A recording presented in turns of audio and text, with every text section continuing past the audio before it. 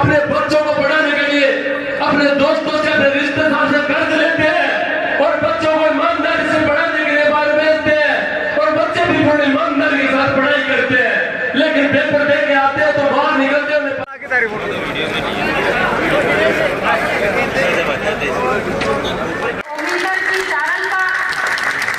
राजेश जी कटेवा का, भवानी शंकर जी का, सुरेंद्र सैनी जी का, जाट समाज के अध्यक्ष महावीर जी का, रिचपाल जी सैनी जी का, हमारे युवा मोर्चा के जिला के अध्यक्ष भाई जय सिंह मार्च जी का, जिन्होंने सब युवाओं को एक आवाज के ऊपर इकट्ठा किया। मैं ऐसे हमारे युवा मोर्चा के जिला अध्यक्ष जय सिंह भाई का, मंडल के अध्यक्ष ललित जी, सुनील जी व अन्य जनप्रतिनिधि और मेरे सामने बैठे मंच के ऊपर विराजमान सभी अतिथियों का स्वागत करती हूँ। पार्टी के ज्येष्ठ श्रेष्ठ कार्यकर्ता जो कंधे से कंधा मिलाकर इस पार्टी को सींचने का काम करते हैं और आप लोगों के बीच आपकी सेवा करते हैं, चाहे हमारी सरकार हो या ना हो। ऐसे हमारे ज्येष्ठ श्रेष्ठ कार्यकर्ता और मेरे सामने बैठे सभी मैं बड़े बुजुर्गों को नमन करती हूँ, प्रणाम करती हूँ और सभी युवा भाइयों को मेरी राम राम सा। पहले तो मैं एक चीज बताना चाहूंगी, बहुत कम लोगों को यहाँ पे पता होगा, झुंझुनू मेरा नानके भी है, ये बहुत कम लोगों को पता है। और मैं आज आपकी उस बेटी का, आपकी उस बहन का संदेश आप लोगों के बीच में लेके आई हूँ और मुझे विश्वास है कि जिस विश्वास के साथ मेरी माँ ने ये संदेश देके आपके बीच में भेजा है, आप उस संदेश को अपनी बेटी, अपनी भांजी मानकर उसको पूरा करने का काम करेंगे, मुझे विश्वास है। और झुंझुनू ही जिला है, ये भी आपको बता देती हूँ, जैतपुर गांव है, झुंझुनू जिला है, वहाँ पे बाबा सीतानाथ का मंदिर है। हमेशा उस मंदिर में हम जब भी रामनवमी के ऊपर मेला लगता है, उस दंगल में भी खेले हैं, उस दंगल में आज भी जाते हैं, बाबा सीतानाथ के वहां पे मत्था भी टेक के आते हैं। तो ऐसी पावन धरा को, वीरों की भूमि को, जवानों की भूमि को मैं नमन करती हूँ, अभिनंदन करती हूँ और जितनी बार यहाँ पे नमन करूंगी मेरे लिए उतना ही सौभाग्य मुझे प्राप्त होगा। और सबसे अच्छी बात है कि जब मैं राजस्थान और झुंझुनू में आती हूँ तो यहाँ पे मुझे मेरी माँ के नाम से जाना जाता है, ये मेरे लिए बड़े गर्व और सौभाग्य की बात। अब आप लोगों से दो तीन चीजों के बारे में बस आप लोगों से बातें करूंगी और आप लोग समझ जाएंगे। एक और जो है माननीय प्रधानमंत्री नरेंद्र मोदी जी, जिस तरह से 24 घंटे में से 15-16 घंटे जो है वो जनता की सेवा और देश की रक्षा, सुरक्षा और देश को प्रगति की ओर ले जाने के लिए काम करते हैं, आप लोग भी उस चीज के ऊपर विश्वास करते हैं क्योंकि आपने एक एक कीमती वोट माननीय प्रधानमंत्री नरेंद्र मोदी जी को दिया। आज मैं गर्व के साथ कह सकती हूँ कि आपने ऐसे प्रधानमंत्री को चुना है जो विदेशों में जाते हैं तो पापुआ गिनी के राष्ट्रपति जो हमारे प्रधानमंत्री के पैर छूते हैं, आपने ऐसे प्रधानमंत्री को चुन के भेजा।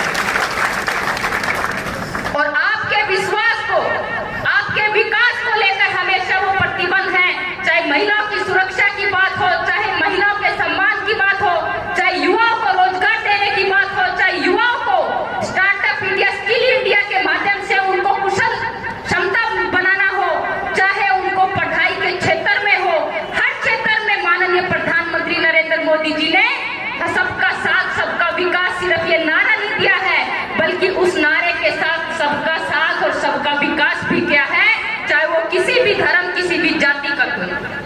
आप लोगों को एक चीज बताना चाहती हूँ, जो लोग, जो कांग्रेस 70 सालों तक जिनके नाम पर जिन्होंने वोट लिए हैं, वो भी वो काम नहीं कर पाए जो प्रधानमंत्री नरेंद्र मोदी जी ने करके दिया। 3 तलाक बिल सुना है आपने? 3 तलाक बिल कानून जो मुस्लिम देशों में भी नहीं लागू था, हमारे देश में लागू था और वही कांग्रेस की सरकार ने 70 साल तक उन मुस्लिम बहनों के मान सम्मान, उनकी सुरक्षा और सम्मान की चिंता न करते हुए 70 साल उनके नाम पे राज किया।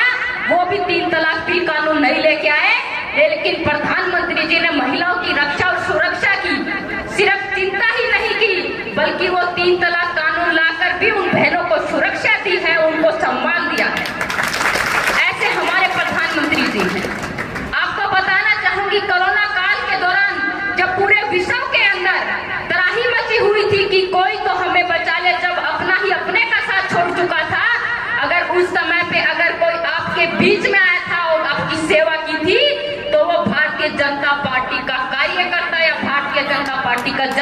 जनप्रतिनिधि आपके बीच में थे।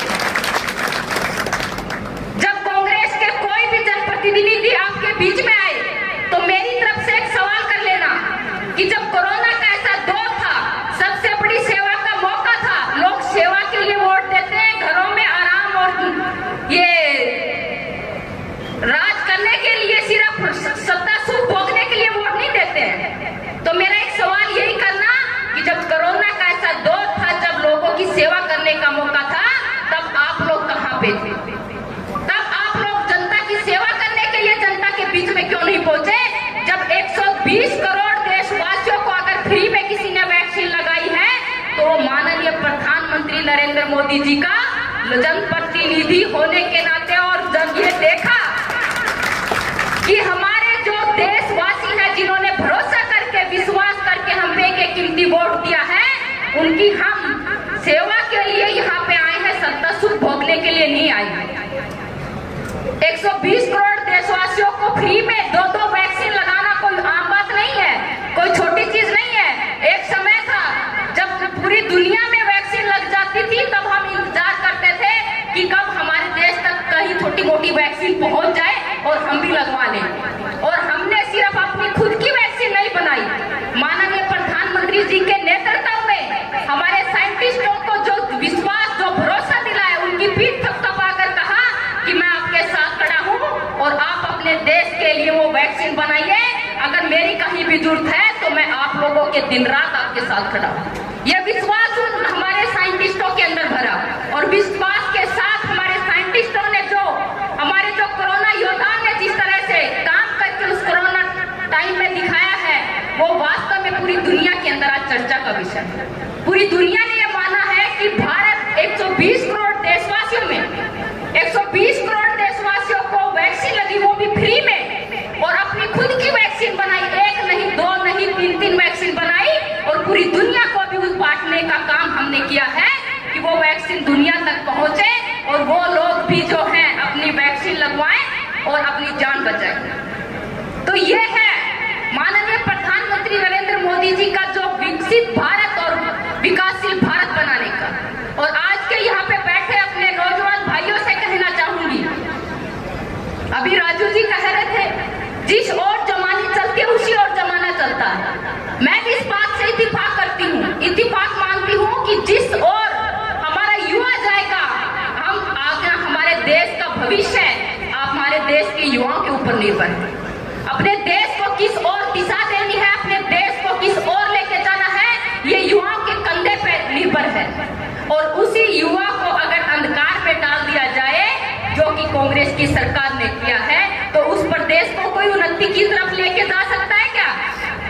एक बात बताइए मुझे, मैं अपने जीवन में इतना पहली बार देख रही हूँ कि 17 बार पेपर हुए और 17 बार ही लीक हुए हैं। ऐसा दुर्भाग्य हमने अपने जीवन में कभी नहीं देखा। एक बार हो जाता है, 2 बार हो जाता है, लेकिन सबसे बड़ी चिंता का विषय है 17 बार राजस्थान के अंदर पेपर हुए और 17 बार ही लीक हुए। उन बच्चों का, हमारे युवा बहन भाइयों का भविष्य जो अंधकार में डाल दिया। कल को आने वाले समय में उनकी उम्र हो जाएगी, अगर आपने गलती दोबारा कर दी तो 5 साल और भुगतने पड़ेंगे। इसलिए आप लोगों से आग्रह करूंगी कि ये गलती दोबारा नहीं करनी है, इस गलती को हमें सुधारना है, और राजस्थान जो उन्नति और प्रगति के नाम से जाना जाता था, उसको दोबारा से उन्नति और प्रगति के रास्ते पर लेके जाने का काम हम करेंगे। जिस राजस्थान को उन्नति प्रगति के नाम से जानते थे, आज उस राजस्थान को नंबर 1 महिलाओं के अत्याचार में नंबर 1 पेपर लीक के नाम से जाना जाता है। क्या हालत हमारे राजस्थान की करती है। हमारे राजस्थान को जब मैं डेली अखबार पढ़ती हूँ तो कोई एक ऐसा कोना नहीं बचा राजस्थान का जहाँ पे महिलाओं के साथ अत्याचार, दुष्कर्म की बातें ना लिखी। कौन माँ बाप ऐसा चाहेगा कि हमारी बेटी के साथ ऐसा हो? और लोग कहते हैं किसानों के नाम पे, जो जिन्होंने कहा था कि हमारा राज बना देना, हमें वोट दे देना, हम किसानों की कर्जा को जो है माफी दे देंगे। लेकिन क्या वो कर्जा माफी मिली है? मैं आप लोगों से पूछना चाहती हूँ, किसानों को कर्जा माफी दी गई है क्या? उल्टे मुझे पता चला है कि बिजली के बिल भी डबल थमा दिए गए हैं, कि डबल बिजली का बिल करके आप लोगों को भेज दिए गए हैं।